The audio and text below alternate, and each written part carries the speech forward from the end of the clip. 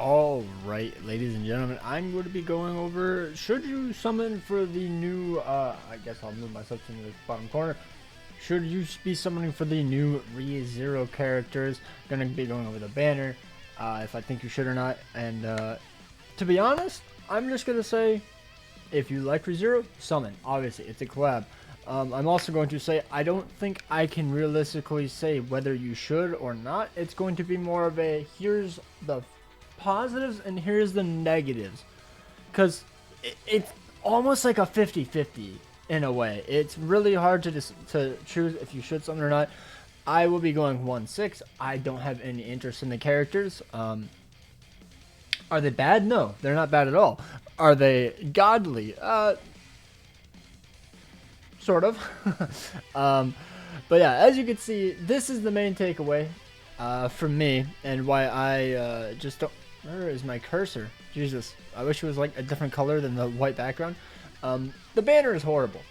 Now, I watched Beats video. Go check him out. Go subscribe. You know, go hit that lovely little like a root button. And he goes over saying that literally like 45% of the banner is literally ReZero characters, which that is fair. They are ReZero characters, but I don't think Beatrice is going to be all that groundbreaking. I don't think Relic is going to bring her into the meta realistically. She's going to be a backline, and even then, I think that the Zeldris is still a better unit at the end of the day, because he increases basic stats. They all have debuff cards for the unknown team. And now with this Holy Relic, if you like are one of the like 5% of people that do have it, you also decrease their attack related stats by 10 to 15%. I forgot the number. If they are debuffed. So that's another huge W. So in my opinion, I think that this is one of the worst banners ever dropped. They do this on purpose because they know people will summon. There is no other reason. They know people will summon, they know people will spend, so why give them actual value when they can put the lowest amount of value for the rest of the banner? Like, Red Gother is actually good, Green Merlin is good, and then other than that, I think the rest are literally just links, unfortunately. Like, Diane is used in Guild Boss to an extent for like the Belgius Demon, just to score points, not top points or anything. Red Demon Melee, one of the best attack links in the game. Bon is a lifesteal link, so it's like whatever. King is a fate link. Escanor is a really high CC unit, so it makes sense. Like, they're all really bad, just basically linked at the end of the day, which is pretty unfortunate. They all did get Holy Relics, and I believe, did they? Okay, they did actually translate them. So right here, this is Echidna. She is unknown. She is green typing, and for every unknown race hero on the battlefield, she increases unknown race allies' basic stats by 5%. For every enemy damage with allies skill, increase the hero's attack related stats by 4% for 3 turns up to 9 times. So she slowly builds up. Turn 1, probably not too much damage. Turn 2, she can start to pop off, and then turn 3 is that's when she apparently does like 900,000 damage against a Bond team. And she's green, which is pretty crazy. I don't really know of a green unit besides like Rimuru, I guess, but that's like his ultimate that hit 1 million damage with that, because I'm pretty sure it might have been the ultimate. I guess I'm not too sure. I believe it was actually the ultimate. Never mind. Like, realistically, those are like the only 2 units I could probably hit 1 million damage against a Bond team. Would be Rimuru and Echidna, and then I guess Assault Melee if you have 1 million debuffs on the enemy. But and then she has a Sever AoE card and an Infect. Kind of funny that Zeldris didn't get that. That's pretty funny. I can't lie. I saw some people like say that, like, oh, why did he get 2 AoEs, but she did. Oh. At least she got the Infect, okay? Or he did. It's really weird that they have 3 Infect units that are all unknown now, but it's a huge W because it's one of the most popular and like needed skills in the game because of the Tarmia link, you know, and just in general, like not being able to lifesteal anything is really annoying. Like Treader Melee, you know, he does a bunch of damage. He can't lifesteal anything. He's most likely dead next turn. So really good asset to the team. The unknown teams are popping off with this collab. Like there's gonna be a lot of variety with this collab. Are they gonna be meta breaking? We don't know. We're gonna have to try them out. But there's a bunch more viability with them. There's a bunch more fun. Like Rem looks like she's gonna be really fun. Echidna, Amelia is probably gonna be much better because now you're able to do double damage.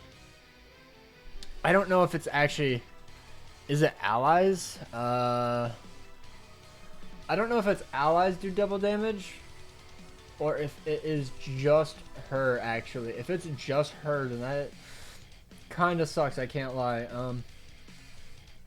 The relic is deals one. It actually might only be Amelia. That actually kind of sucks. Never mind. I thought it was much better. I think I already went over the ultimate. But yeah, really good ult. Hopefully only the base damage scales, not like the 20%. I can understand like the turn thing. Maybe it's only one turn at like 3-6 or lower. So she's not a whale out unit that you don't need. So I think if you go for her and you want to run an unknown team, very good. Reinhardt though, he has this bullshit again. He has the Rimuru, I believe. I think Rimuru did this. Was it Rimuru? Or who was it? There was some unit that had like 4 of these. Was it Liz? It might have been Liz. It might have been Liz. But he's a human. He's a red unit, so the bomb team is going to be back most likely. They seem absolutely toxic.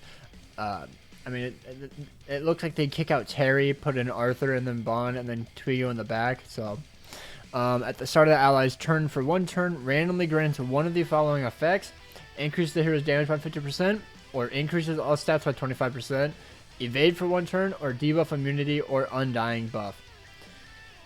Why? It's so weird.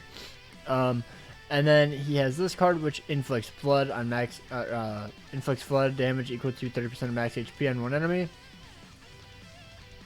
Is that what flood is? I swear flood was 80%.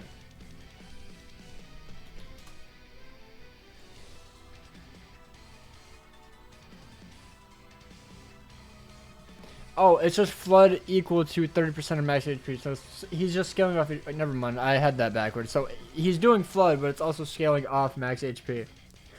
Okay. And then he has a sever card, which is a single target, and sever single target is pretty shit. I can't lie. This card is really bad. I think the flood card is gonna be really good. But this card sucks. I saw it in gameplay. It sucks. Like, I can't lie. It genuinely is very, very bad. I think if you want to run Reinhardt, you're going to have to at least get 5-6.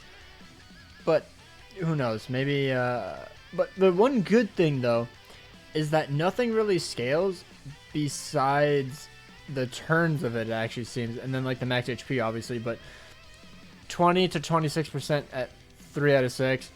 And then 26 to 32 at 5 out of 6.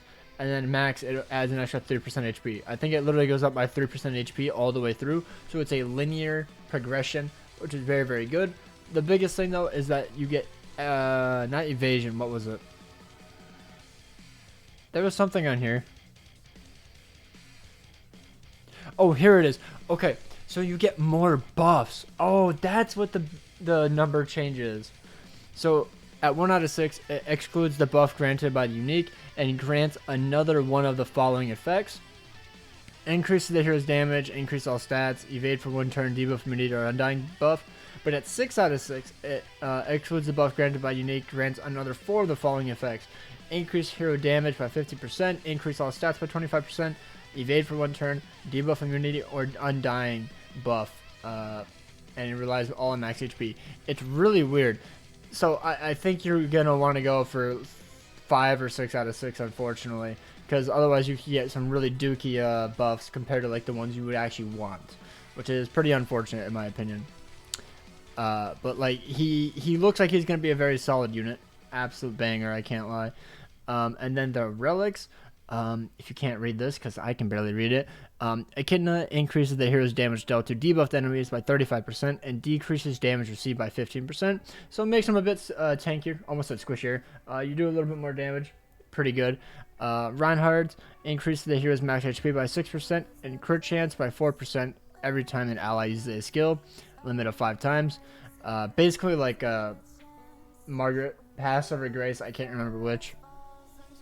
Amelia increases the hero's damage dealt to frozen enemies by 100%. Pretty bad, I can't lie.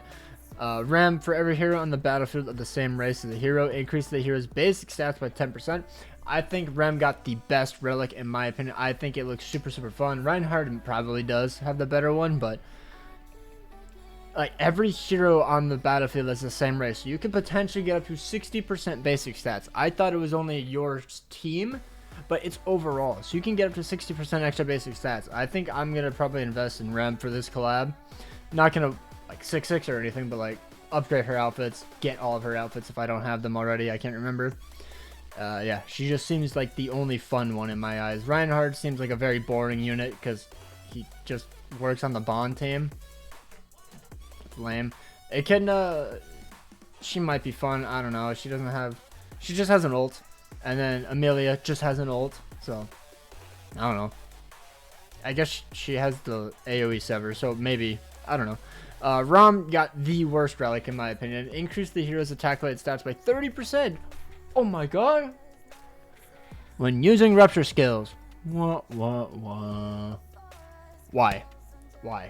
Just increase her stats at that point. Like, god, it's so dumb.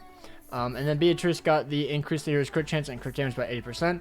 I'm on the fence on this one. I don't know if it's a really good one or a really mid one, because I don't know how well she actually heals in PvP from it, because they didn't show her. She only got showed in the raid boss, so I'm not too sure. We're fighting bunnies, so these are the outfits, yada yada yada.